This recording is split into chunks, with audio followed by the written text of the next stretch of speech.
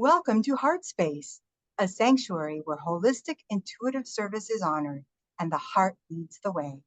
Here, we open space for guidance and deep restoration for both heart and spirit. I'm Eve Alexandra Ruiz, a doctor who, after physical training and psychiatry training, left traditional medicine to more wholly use wisdom of my heart, helping visionary entrepreneurs who've experienced manipulation or energetic entanglement to realign with purpose, rise in power, and create lives of deep and professional fulfillment. And it is my honor today to introduce you to our special guest, Miss Anju Jain. Anju is a deeply intuitive healer with over decades of experience in pranic healing, which I have to say I personally experienced, and I have no words. Yusui, Kundalini, Reikis. She weaves these practices with guided meditation to restore mental, emotional, and energetic harmony, offering profound results even across distances. Her gift also extends to the corporate world, where she introduces mindfulness and meditation, bringing calm and clarity into high pressure spaces. Anju, I want to thank you so much for taking the time on this busy, busy day for you to join us and share with our listeners your story. Thank you for having me on. It's an honor to be here. Thank you. Of course. Now, I like to start a story at the beginning. So, if you wouldn't mind telling me, when did this begin for you? So I have always been intuitive. I've Mhm. always felt that. I've always felt a need to help people, and that's what I wanted to do in my life. Although social norms, it took me in a whole different direction, but I've always wanted to help people. I remember incidences in college where friends would ask me about, well, what do you think about this person or a person that they're going to date?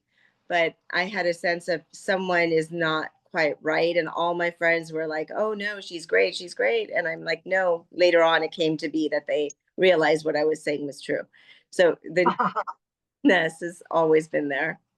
You had the in. I love it. Didn't you find that really helpful? It's sort of like watching a character in a movie, superpowers. Yes, it's just a knowing. You just know. I can't put logic to it. Beautiful. Go on. What happened from there?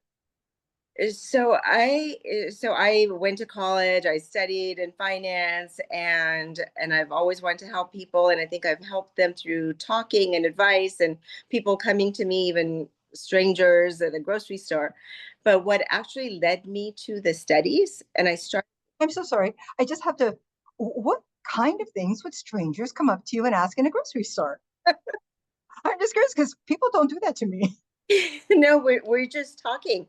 Like, it's a hello, and then we get to talking, how's your day? And then they just progress into something about a relationship. Or one time I went to Mount Baldy on a trip with a friend. Mhm. I didn't know anyone else, one other person over there. And it turns out that I was meant to be there. And one person that I'm working with shared her story about how she was a victim of sex trafficking. And we talked about forgiveness. I didn't know her, I just met her. And she told me that she had been seeing a psychologist for years and she never had that concept until she spoke with me. Oh my goodness. So, listeners, you can hear how open-hearted Anju's natural state is. And I'm not saying that my heart is closed. It's just that I have tunnel vision. I run into a store and I run out, get the things I need so I can get home and do my work. Anju has a whole different style, and I can appreciate just what a beautiful gift she is to those who might be around her when she's out and about doing daily tasks. Thank you for sharing that little vignette with us. And now you had left off about going into corporate. Yeah, so I ended up in the corporate world, um, Mhm. working the jobs, but what led me to actually studying pranic healing was when my mom was sick, and she was very tired of all the medicines and doctors and all the visits, and she was in a lot of pain. She wasn't sleeping. So I started searching for ways to help her holistically, and that led me to pranic healing. And that was in 2015. I took several courses back to back. Each course in pranic healing is 2 long days. I just have to say, what a diligent and concerned and caring daughter you are. To a lot of people, and it's all right because they're who they are and they're on their own paths. They'll talk about a mother or another relative getting sick, and they'll do a good bit of praying and they will ask others for support. And all those things are important. I'm just emphasizing how you went the extra mile and then some for her. Please go on. Yeah, thanks. She was my mom. So I wanted to bring some relief, if there was anything that I could do. And so I studied pranic healing.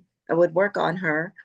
And I'm a novice at this, right? Because I just taken the courses and I'm working on her. But what I found is when I would work on her, she'd fall asleep, which to us that normally can sleep okay, for her, it was so difficult at nighttime. It was so hard for her to sleep. She'd go into a different room so she wouldn't wake my dad. Aww. So this was huge for her. Mm-hmm. Less pain, and that she did end up passing. It was beyond that. Spirit guided me a lot during that time, but I didn't fully understand it. Um, so I got to say goodbye, and it felt Anju in her physical body felt strange saying goodbye, You feel it.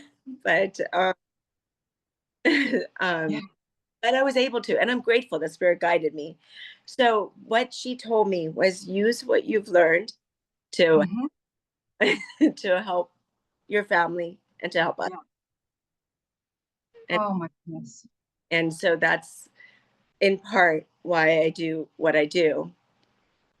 Plus, it helps, it allows me to help people. What a deeply touching story. There are no rules.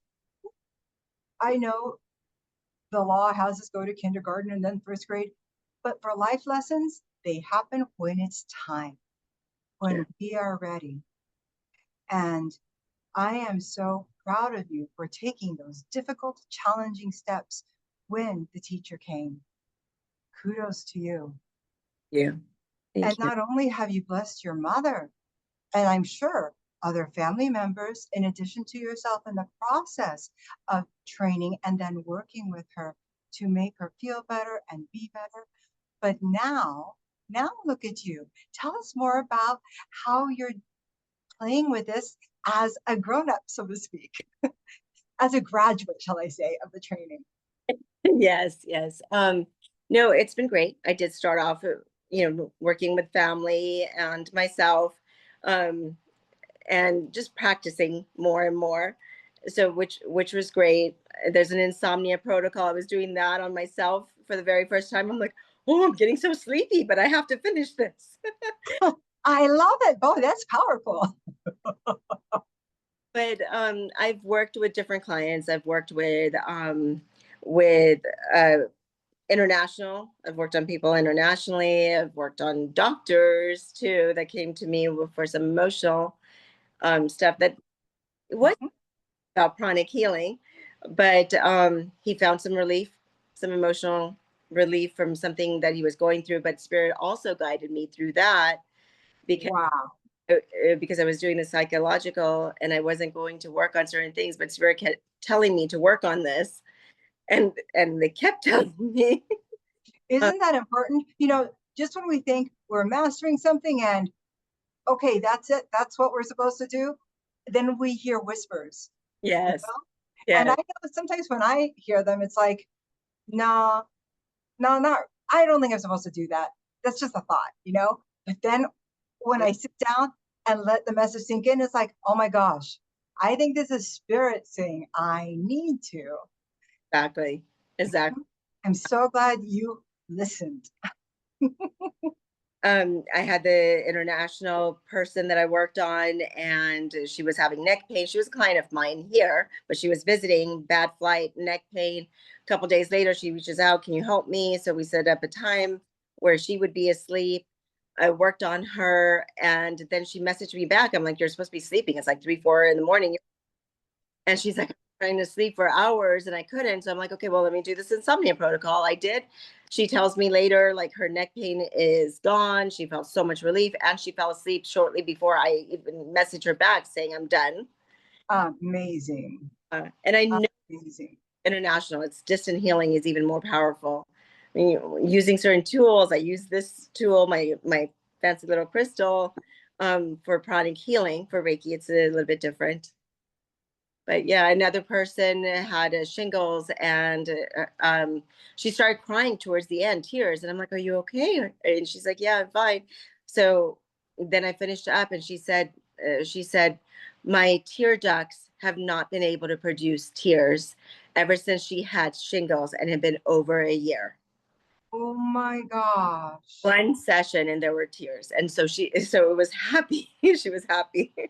I love that. Those are the best kind. Wow. Now, is this all you've been doing professionally? I know that all of these experiences started as an adult. So were you still in corporate through all these miracle makings? I was, yes. I have been in the corporate world the entire time. My passion is this. My passion is helping people and making a difference in the world in whichever way, whether it's through meditations or pranic healing. But where I first got started in the corporate world was at a job that I was at. I was the manager over there and I worked directly with the owner and I talked to him about meditation and how wonderful it was, and he had never experienced it. So I guided a meditation for him one on one. Then I guided another one for him and someone else, and another one for him directly. And then he started looking it up, and he's like, "Oh, this is great. We should have this here and this and that, right?" And I Mhm. with him, and I said, "Yeah, it's a great idea." And he goes, "You know, you're gonna lead it, right?" Lovely progression. Sure that that's what he was going to, and that was during COVID actually. He sent out a company-wide email, "I'm just going to guide this meditation. Come join 45 minutes to an hour," right? So Wow. Talk about maximizing an opportunity. Everyone's sitting at home on Zoom. well, That's so perfect. though we were back in the office, so I did Oh, okay. Okay. in person. Okay. But what I was able to do is because I've been in the world so long, so I understand the challenges that they go through and the stresses and all of that. So I tailored the meditation to suit that. And I incorporated a little bit of pranic healing to allow some cleansing as well.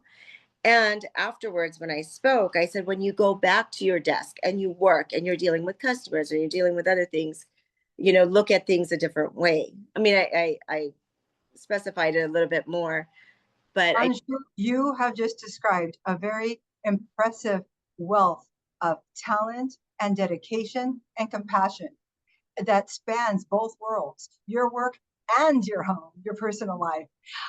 In the last minute that we have, would you mind sharing either what your next plans are or if there's a special message you have for your audience today?